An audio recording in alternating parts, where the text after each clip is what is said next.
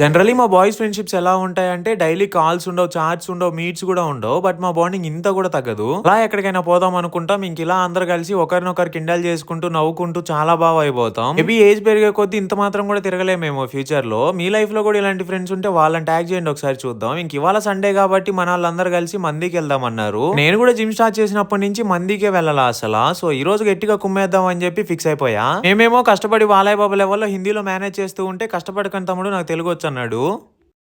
Already हमने बोल दिया ऑलरेडी ఇదే మనం తీసుకున్న మంది. మన బాయ్స్ అంతా మంచి ఫైటర్స్ కాబట్టి ముక్కల దగ్గర గొడవలు రాకుండా ఉండాలని చెప్పి 2 తీసుకున్నాం. నేమ్స్ అయితే సరిగ్గా గుర్తులేవు, బట్ 2 చికెన్ వే. అలా సరదాగా మేము చేసిన భోగు పనుల గురించి మాట్లాడుకుంటూ ముక్కల దగ్గర కొట్టుకుంటూ తిట్టుకుంటూ తినేసి అట్నుంచి అటు నెల్లూరులో కొత్తగా గోకాటింగ్ ఓపెన్ చేశారంటే అదేంటో చూద్దాం అని చెప్పి అక్కడికి వెళ్ళిపోయాం. ఇక్కడికి వచ్చి చూస్తే గోకాటింగ్ తో పాటు చాలానే ఉన్నాయి. ఇంకా మనం ఊరుకుంటామా, ప్రతి ఒక్కటి ఎక్కి గెలికేసాం. సండే కాబట్టి జనాలు ఎక్కువ మంది రావడం వల్ల మెయిన్ గోకాటింగ్ కి 3 hours వెయిటింగ్ అన్నారు. సో ఈ లోపల మిగతా గేమ్స్ అన్ని ఆడుకున్నాం.